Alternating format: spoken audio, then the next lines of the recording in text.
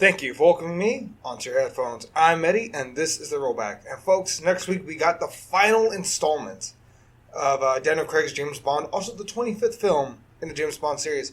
So this week, folks, I'm going to be covering really quickly Casino Royale, his first installment, way back in the before times of 2006, and exactly what this film is able to do.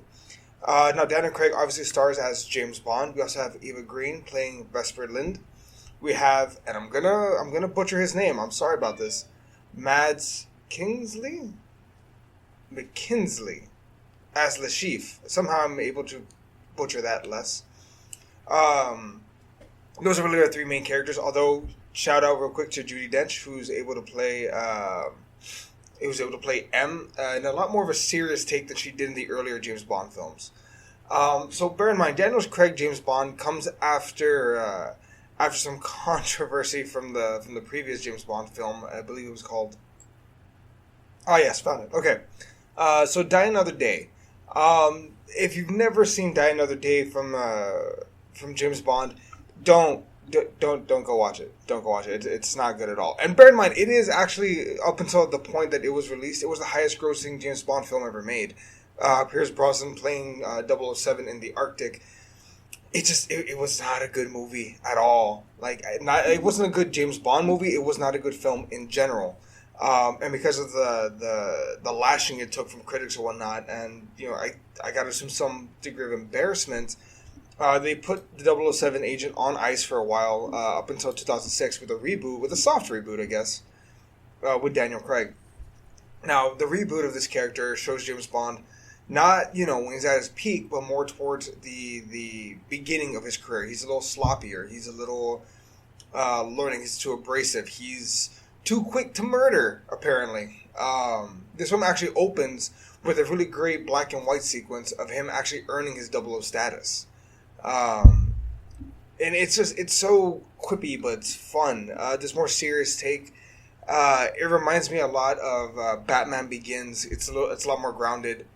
I guess in the origin of this really outlandish character, this outlandish secret agent. In addition to that, it also has strong Bourne identity, the Bourne series vibes, just because of the fist fighting, how action packed it is. But it incorporates so many things that would become standard later on. Like, for example, parkour. There are quite a few great running sequences where James is chasing someone. I believe at one of the points he's chasing down someone, not in Miami. It's in Africa. It causes... Oh, here you go. A British embassy in Prague.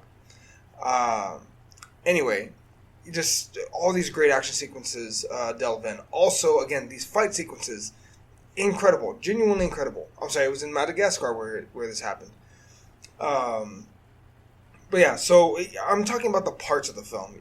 When it comes to the action sequences, how James Bond is portrayed, his cast. Also, real quick, I want to mention one more thing. Le Chiffre is honestly a great James Bond villain. He's a banker who helps a lot of the world's criminals. But he's also an expert at playing poker and whatnot. He's a gambler. He has issues. But he's so fucking menacing. And it's not just the scar in his face. They have it to where one of his eyes constantly cries blood, which is kind of creepy.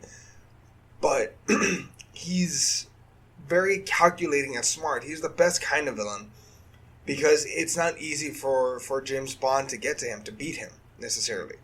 Now, that said, I want to talk about the story a little bit. See, this story is honestly a great spy thriller, and it's so out of left field.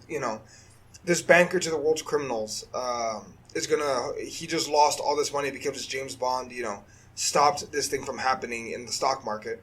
So he just lost I think $10 million or something of his client's money, and he plans to win it back in this huge casino game, in this huge poker game. He's going to invite 9 other people or 10 other people, however many.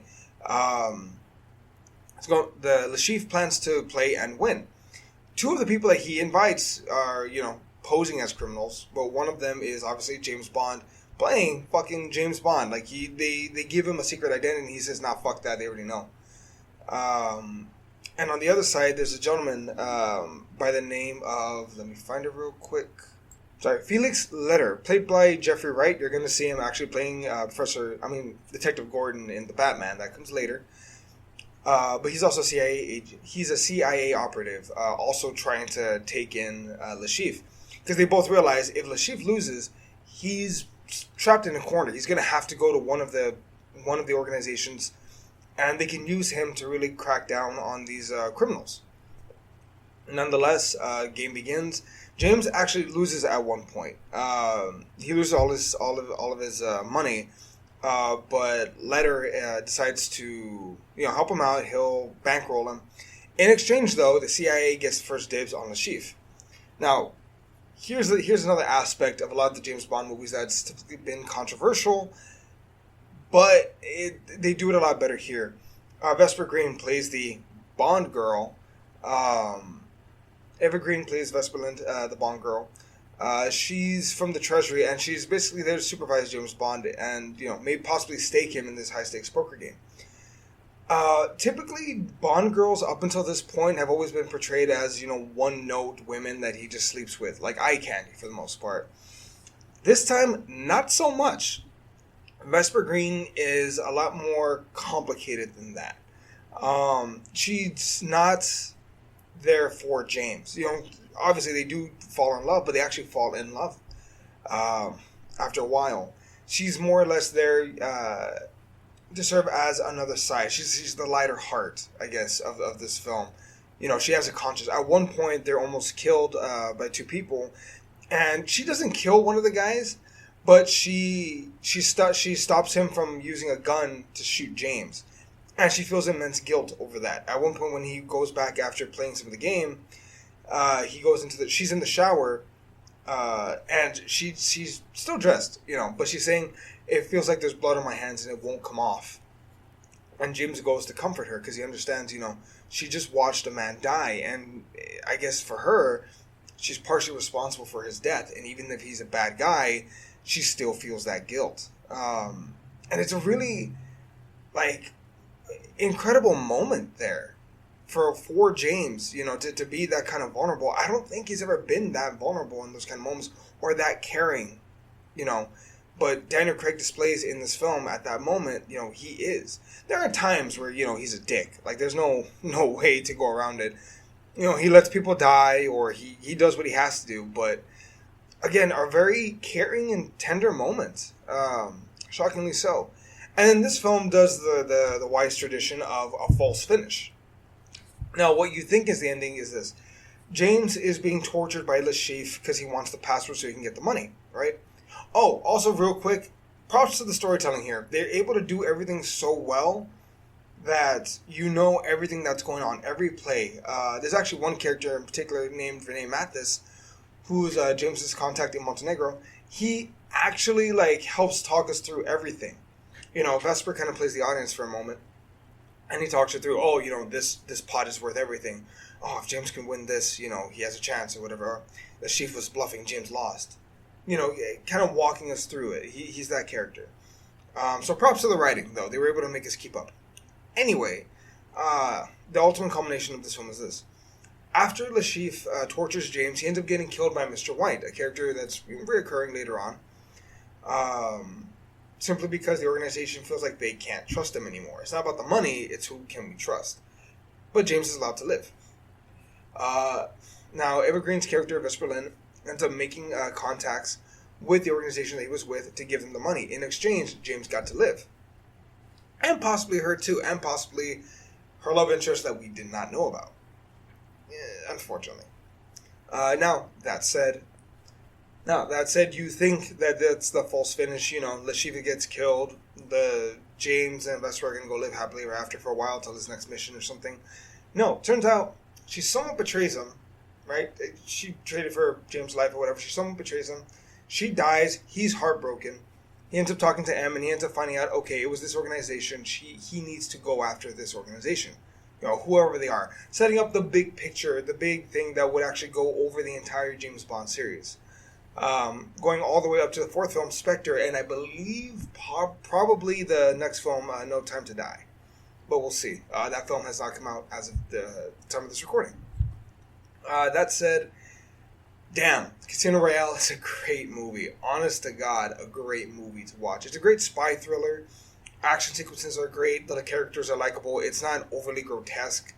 It's just a really good movie. And I would highly recommend any fan of spy movies, James Bond, Daniel Craig, action sequences. If you like the Bond series, if you like Batman Begins, you'll like this movie. It's a hero at the very beginning of his journey, where he stumbles. He's not perfect. He's learning. He's at the beginning of his career.